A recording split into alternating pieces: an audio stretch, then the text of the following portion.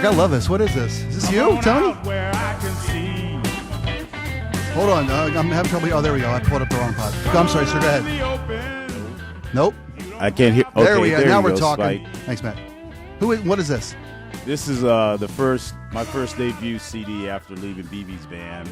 The first time I recorded. Sounds terrible, man. Dude, you kidding me? It's brilliant. All right, let's do this right, if you will, sir. Just a moment. Tony Coleman is one of the most respected and talented drummers in the business. He's played in practically every corner of the globe, spending a decade as B.B. King's drummer, and the last 7 years with his own band. First step to making great music is a solid beat. And TC has one that is as solid as it comes. Joe wrote this, by the way. He's a huge fan. Yes, sir, I am. Thank you, Tony, Joe. You can see Tony play live with his 6-piece band tonight up in Bellingham at the Wild Buffalo. Then tomorrow at the Highway 99 Blues Club right here in Seattle. You can also attend his clinic. That's on Saturday at our good friend Don Bennett's drum studio in Bellevue. Tomorrow starting at 2 o'clock to 4 o'clock, there's a master clinic. Correct. And there's also private lessons available with Tony Coleman. All day long. What number can they call to get in? 425-747-6145. Thank you very much. And Tony Coleman, welcome to the Bob Rivers Show. Thank you. It's great to be here with you guys this morning. It's our pleasure, man. Yeah, I was driving in listening to your show, man, and you were talking about the trailers or something. And, right down at FEMA trailers, getting people sick. You know, I have a friend in Nashville that said, you know, if you piss him off, he'll flatten the tires on your house. And then what are you going to do? You're stuck. So when did you first start drumming? When I was a fetus. Let me out! Come on out in the open. I was like, no, actually, when I was a little kid, about 4 years old, anytime I hear anything to do with music, and I just, had to play the beat, I just had to play. Where'd you grow up? I grew up in Kissimmee, Florida. No kidding. Yeah. Disney, well, not then, but Disney country. Right now, it's Disney World, Yeah. Yeah. A big family? Well, small family. I have an older brother, a younger sister, and a younger brother, and I have 2 cousins, and that was our family. Really. That's me too. 2 a second and a 4. Yeah. Exact same dynamic. Older brother always put my head in stuff. Yeah. And younger sister who didn't think she needed me to beat up her dates, but she did. She needed that. Well, my older brother, I used to fight all his fights, but he beat the hell out of me though. Yeah. Now, did your folks? Of course, they probably they saw the talent and encouraged your drumming at every turn. Well, actually, my father, he invented the dance called the mashed potatoes. And if you get the James Brown box set, you can see King Coleman. You can hear him on that. He started that dance, the mashed Do the mashed potato. Yeah. And so all my life, I just had the rhythm thing happening, and I always wanted to play music. I'm the only one in my family that wanted to play, but nobody encouraged me to be successful in music. It was like, you got to get a real job, Yeah. Well, I grew up in Memphis. I was born there. I met BB actually when I was a young kid. My grandma used to advertise her furniture store on WDIA radio down there. Yeah, and BB and Rufus Thomas worked there. And I've seen his shows with you and before you played and after you played. I've seen him forever. And one thing I got to wonder, being a part of his band, is you guys come out and you play quite a while before BB even sometimes will leave the hotel. Yeah. And, then BB will come in his limousine and pull in, and Lucille will strap on, and he'll come out and play. Hey, have you ever wondered, if maybe he wasn't going to come one time once you already got started?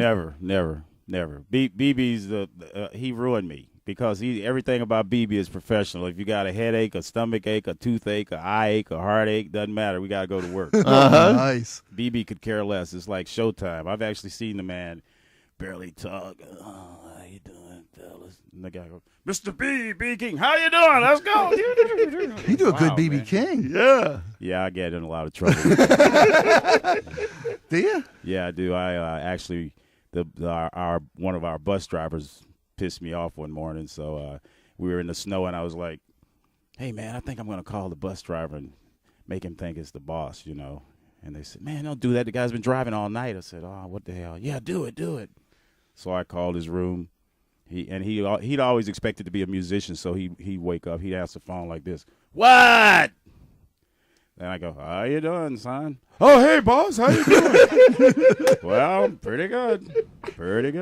Can you start the bus this morning? I think I want to go downtown. Yes, sir, I'll go do it. So he had to take the snow off the bus. We're in the window looking. And then he's like sitting there all day long, sleep in the bus. And they go, man, go down there and wake the guy up. I said, are you crazy? I won't do that. I was looking at your webpage last night, Tony, and all of a sudden I realized I can't understand any of this. It was all in French. Do you have one webpage for English-speaking people and one for French or something? Well, actually, I'm a big star in France. You're huge in France. I love this. In America, I'm like, yeah. So what, BB? What? France is like, Monsieur Coleman, you autograph. I'm too busy. Get away. No, actually, I love it over there. Europeans are really into American stuff. Rock and roll, soul, R&B, the real roots music. Mm-hmm. Europeans love it, and we kind of forget about it over here in America. We want the next, Britney thing or whatever. Yeah, and that's sad. It's very sad, because this music has created so many successful people. The Beatles, Led Zeppelin, all of that stuff, and it comes from our theme. I'll just shut up and let you play. You've traveled the globe to play. You've played almost every corner of the planet. What's the most far-flung place gig you've played? Oh, wow, it's so many. That's so difficult because actually, I've been to 90 countries around the world with BB, and every night it was something new. Every day, and I mean, we were in China and Beijing. They get the blues.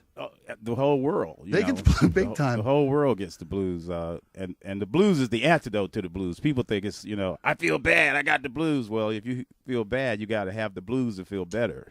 Can you be happy and play the blues? Absolutely. Nice. You can play you can be doing a song. All my affection is here for you, baby. I love you so much. You can be talking about how much you love somebody, or you can be saying, I want to kick the dog and kick my wife out the house too. I'm so blue. It could be about just stories of life. Different things. The blues is just what everybody in the world goes through, from waking up every day. Right. Being stuck in traffic or having the best time of your life. Has prescription drugs affected the blues audience? You think because America's so medicated, and we are so. I think a lot of things have affected Americans to go hear good live music, blues music, rock and roll, and soul music. It's kind of, some stuff is too commercial. Yeah. And people say, you tell people, yeah, well, that's too commercial. They go, well, I'm successful, and I go, well, McDonald's is successful, but I'd rather get a steak, right? I think BB should do commercials on the Super Bowl. If you got the blues, Thrill is gone. You do a good. Hey, man. No, not even close, man. Hey, you want to come sit in? If your blues experience lasts more than 4 hours, you are a lucky son of a bitch. Yeah. But the thing about it is, guys like you letting me come in here and talk, I really appreciate that, because it's a lot of great blues musicians that you never even really get a chance to even be on the air or get to experience. I know we travel with BB like 300 days a year, and the man never miss a show. He's never late, always giving a good show for the people, not worried about the monitors, not worried about whether or not, it's about him, it's about the people. Mm-hmm. And then you get some of these guys who are so successful, they got entourages. Puking on stage, they can't make it on. They, I'm going to have to cancel the tour because I sprained my thumb.